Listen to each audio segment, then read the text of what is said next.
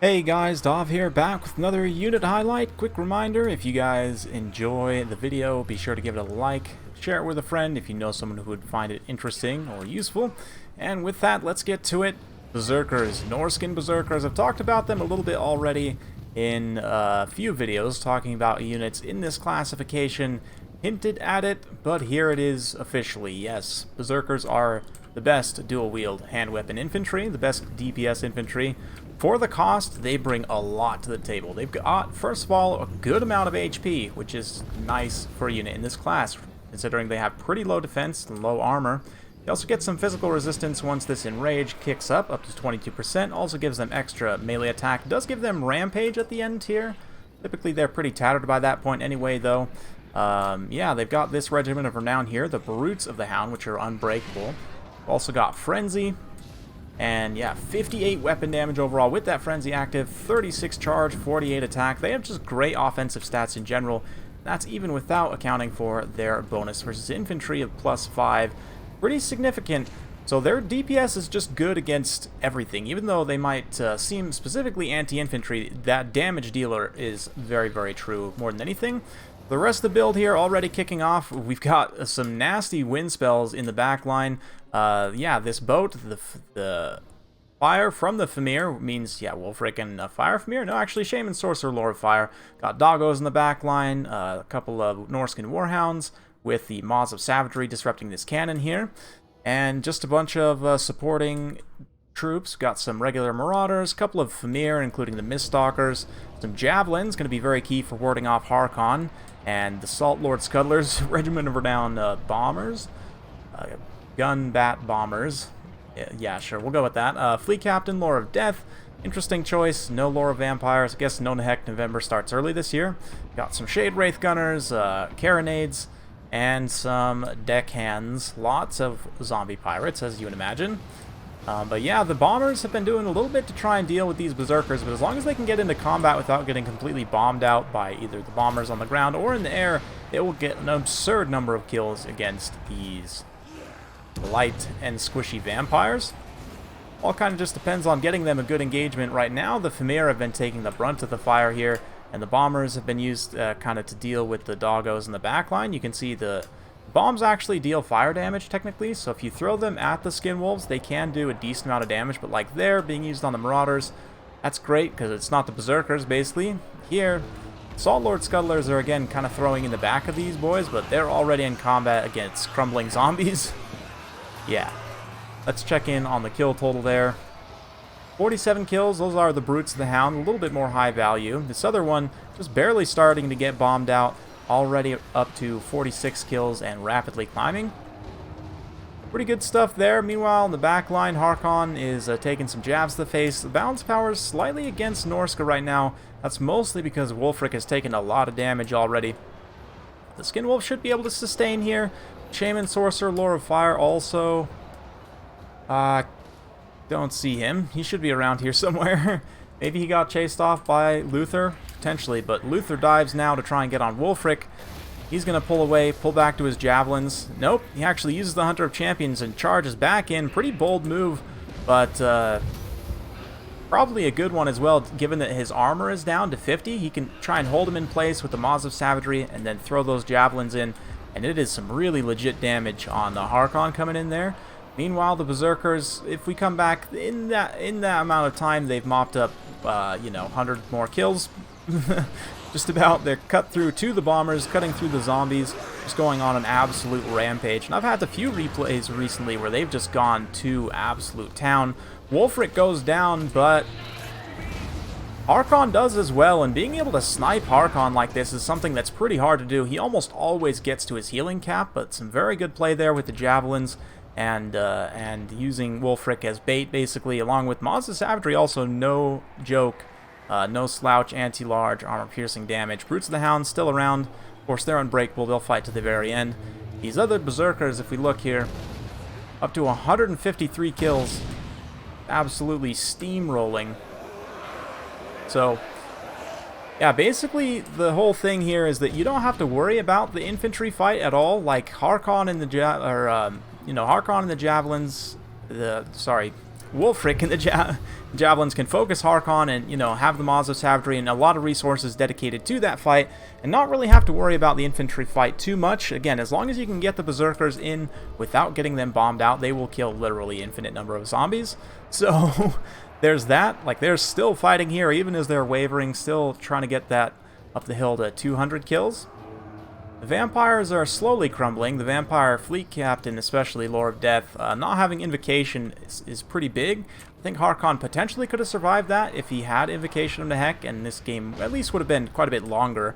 I don't know if the Norskins would have been able to handle the leadership shock of Wulfric dying as well, but man, that Shaman Sorcerer just get deleted somewhere and I just never even noticed. Anyway. Javelins coming in here. The crab does matter in this situation. I mean, the extra armor, the fleet captain without the crab may be much harder to hit, but you just take a lot of damage from the javelins because they do a good amount of missile damage overall. She's going to flee away there. Try and flee at least.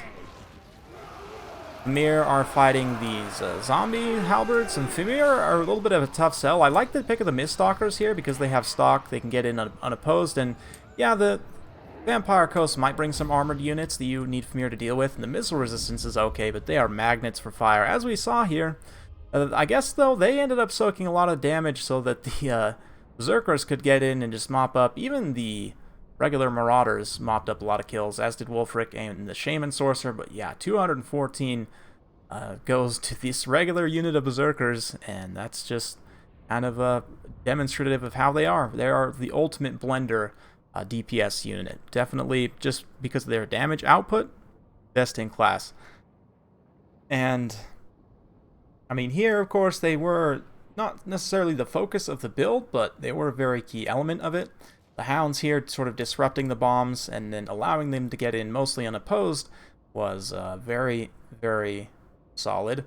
And then, of course, yeah, just dealing with Harkon with the Javelins. Javelin episode will be coming soon as well. But just to quickly kind of finish up on things of dual-wield DPS units, there's a few in the game.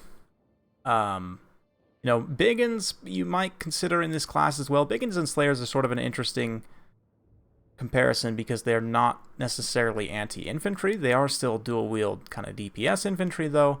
That being said, just for the cost, you might even say that Berserkers are slightly overpowered, but if you look at every faction's like quote-unquote signature unit, that like they have maybe one or two that are technically overpowered, like they're actually too good for the cost and for what they do, but they are, since they're one of kind of the signature units of that faction, it's okay, right? They should be that best in class. Like Ironbreakers are a good example for the dwarfs, best in class defensive infantry, with the Chosen being a close second. Both of those factions kind of specialize in heavy infantry, so that makes sense, right? Norsca is more of a damage-focused faction. Like, they're known for just doing a lot of damage very fast. Berserkers are kind of the exemplification of that. So we go ahead and have a comparison. Forsaken are probably one of the worst units in this class, and for the same cost, the Berserkers have 2,000 more HP, which is huge. Again, I can't stress how big that is. They have an extra 15 models too, obviously way less armor, and they are slightly slower, but yeah, slightly less charge, slightly less weapon damage, a little bit better overall melee stats though, and of course they have that Enrage, which gives them even more tankiness through the physical resistance. So just cost for cost, that extra HP makes them so much better, so much better. And then you compare to maybe a unit that is a little bit better, I think actually pretty good, like Plague Monks are an interesting one because they have more models. I think they might even have, they have less HP though, even still. It's very, very interesting. Slightly worse stats, but I mean, more models. And the biggest thing you'll notice, again, the weapon damage is so high on these Berserkers. So the combination of the high weapon damage plus the high HP is really what sets them apart. In this class, they can take a punch and they can also dish a punch among the best. And given their model count, 75, it's higher than something like Forsaken, still lower than something like Plague Monks. But if we have a comparison to, like, say, War Dancers, even 50 points more expensive. Granted, Wood Elf melee infantry are kind of terrible.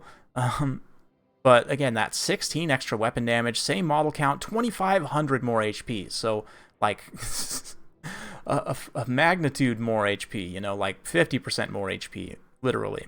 And better leadership too, slightly slower again, but still a 40 melee attack with that 52 weapon damage, just absolutely ridiculous. And the thing is, they can really take advantage of that weapon damage. A lot of other units necessarily don't have that high of attack. Like, even you look at greenskins, like Biggins don't even have that high of weapon damage overall. They've got 42 weapon damage overall for the Savage Biggins, so still 10 less weapon damage in total. Biggins actually do have slightly more HP and come with physical resistance baseline, so if you include Biggins like in Savage Biggins and regular Biggins in with the Marauders like in the same unit category, then maybe there's an argument to be made that Biggins are better. But Berserkers are just so strong. The leadership too being so much higher. 12 leadership.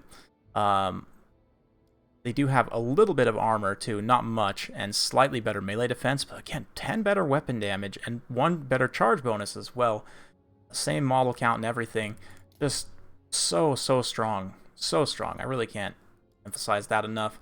They are pretty squishy though. I mean, only 24 melee defense and 15 armor before, especially before that physical resistance kicks up after the first 30 seconds of combat, which is a pretty long time for these guys to be in combat. I mean, given their squishiness, they can definitely get charged out pretty quick, and no missile block means they'll take a lot of damage from missiles too, even low tier missiles, but you can get them into combat healthy. They will kill everything. So with that, I'll end. Hopefully you guys enjoyed. If you do like this sort of content, be sure to like, subscribe, hit that bell notification every time I upload.